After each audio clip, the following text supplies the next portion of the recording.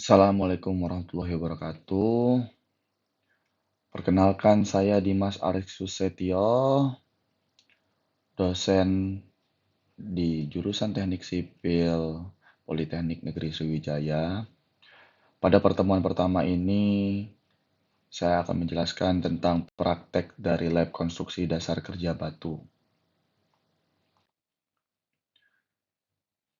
Tujuan kegiatan praktek bengkel di Politeknik Negeri Sriwijaya ini adalah yaitu lulusan Politeknik harus mempunyai ilmu dasar dalam pengetahuan di dunia industri.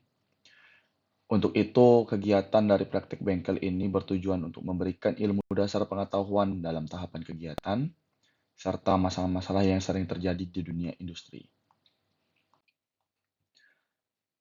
Ada 12 dari tujuan dilaksanakan praktik bengkel, yaitu satu, pengalihan pengetahuan praktis secara individu, kedua, pemahaman terhadap masalah-masalah yang penting dalam pelaksanaan kegiatan pekerjaan industri, ketiga, yaitu pemahaman terhadap pelaksanaan pekerjaan konstruksi, yang dimana dilakukan yang sudah maju dengan meningkatkan pertimbangan terhadap biaya.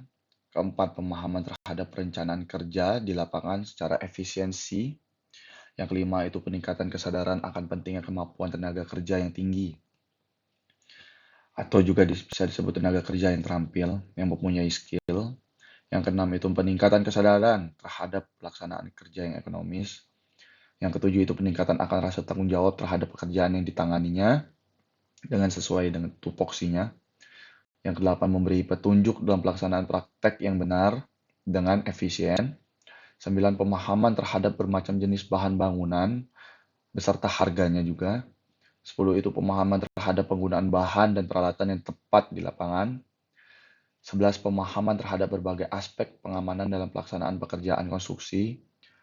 Dan yang terakhir adalah peningkatan pengetahuan tentang spesifikasi yang terdapat di dunia industri. Pada pertemuan pertama ini, adapun outline dari materi yang akan disampaikan ada 5, yaitu yang pertama definisi dari praktek kerja batu, yang kedua itu adalah jenis-jenis dari batu, yang ketiga bahan-bahan yang digunakan dalam praktek kerja batu, yang keempat adapun peralatan dari praktek kerja batu ini tersebut, dan yang kelima adalah tentang pengertian atau definisi dari K3. Apa itu praktek kerja batu? Ya, bisa dilihat pada gambar adalah praktek kerja batu itu merupakan pekerjaan yang berhubungan dengan sistem pemasangan atau pengaturan dari penyusunan batu, baik batu buatan maupun batu alam. Dan salah satunya plesteran itu termasuk pemasangan ubin juga atau dinding lantai juga itu salah satu termasuk dari sistem kerja batu. Pekerjaan batu ini sendiri merupakan salah satu pekerjaan yang sangat penting dalam bidang teknik sipil. Maka dari itu, mahasiswa harus dapat menguasai teknik-teknik dari pekerjaan batu. Berikut gambar-gambar dari jenis batu yang saya bedakan ini dari huruf 1, 2, 3, dan 4 merupakan ini batu alam. Kemudian yang di bawahnya adalah batu buatan yang dimana huruf Romawi 1 dan 1 sampai 4. Dari batu alam ini dapat dilihat nomor 1 yaitu batu candi. Yang kedua itu batu paras, yang ketiga itu batu kali, dan yang keempat itu batu andesit. Kemudian pada batu buatan itu ada batu bata, yang kedua itu ada batako, yang ketiga itu ada concrete block, yang keempat adalah paving block. Dan berikut bahan-bahan pada praktek dari kerja batu. Ada 7, yaitu yang pertama batu alam, yang kedua itu batu buatan, dan yang ketiga itu ubin dan keramik. Ini bisa menjadi opsi. Yang keempat itu semen, yang kelima itu pasir, 6 itu kapur, dan yang terakhir itu adalah air. Saya sedikit menjelaskan pengertian dari semen. Semen ini ada beberapa jenis. Kita lihat di sini ada 3 berdasarkan sumber yang saya kutip ambil dari script.com, yang dimana adalah jenis-jenis semen ini ada 3, Pertama itu OPC atau bisa disebut dengan Ordinary Portland Cement. Yang kedua itu ada PPC, Pozzolan Cement. Yang ketiga itu adalah PCC, Portland Composite Cement. OPC adalah semen hidrolis yang digunakan secara luas untuk konstruksi umum atau bangunan yang tidak membutuhkan persyaratan khusus. Kemudian ada PPC yang dimana adalah semen hidrolis yang terbuat dari penggilingan truk atau klinker, semen Portland dengan gypsum dan bahan pozzolan untuk bangunan umum dan bangunan yang memerlukan ketahanan sulfat dan panas hidrasi, seperti contohnya jembatan, jalan raya, perumahan, dermaga, bendungan, dan bangunan irigasi. Ini memiliki spesifik sedikit khusus. Adapun PCC yaitu Portland Composite Cement, yang dimana adalah semen dari hasil penggilingan truk semen Portland, gypsum, dan satu atau lebih bahan dari anorganik yang dicampur untuk konstruksi beton umum, pasangan batu bata, plesteran, selokan, pembuatan elemen bangunan khusus seperti beton pracetak, beton peletakan, dan paving block, yang dimana memiliki syarat dan ketentuan khusus sesuai spesifikasi yang akan dibangun. Baik, selanjutnya kita ke sifat semen. Dari penjelasan semen sebelumnya ini memiliki sifat-sifat. Apabila semen ini dicampur dengan air, maka bisa disebut dengan pasta atau grouting dalam pembangunan konstruksi.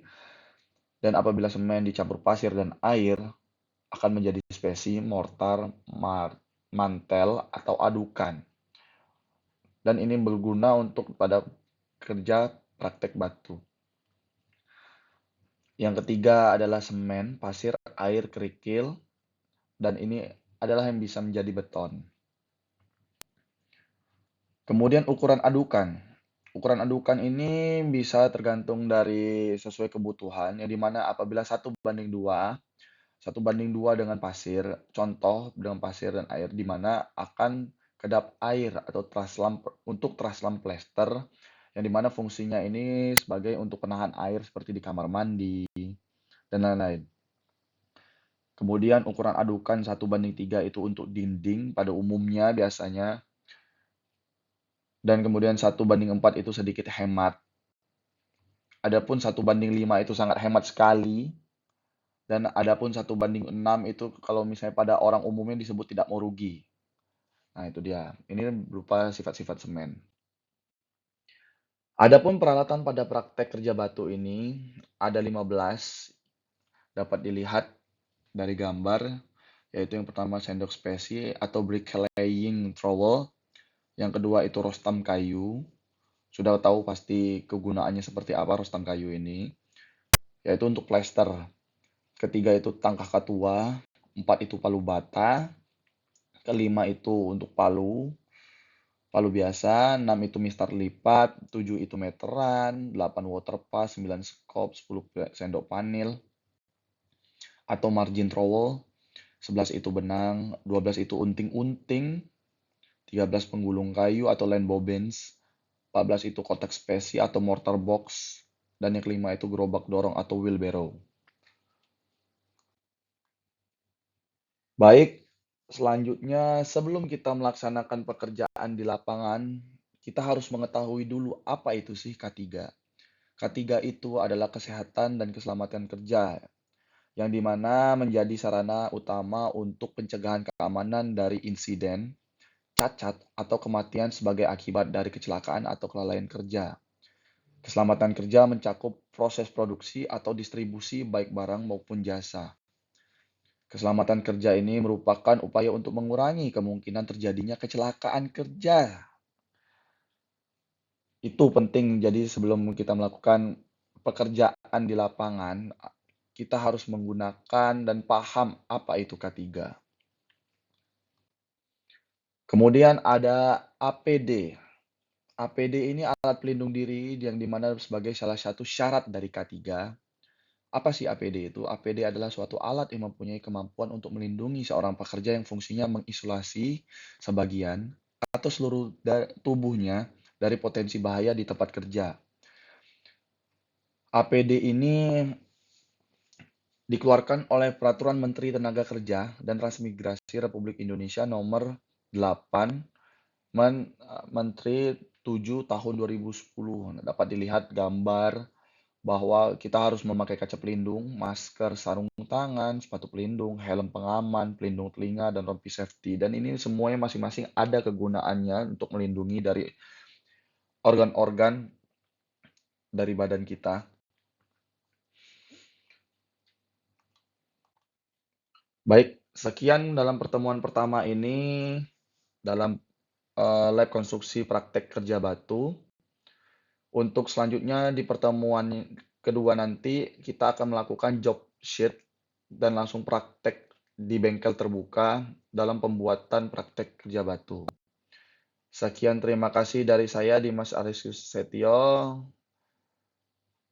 Wassalamualaikum warahmatullahi wabarakatuh.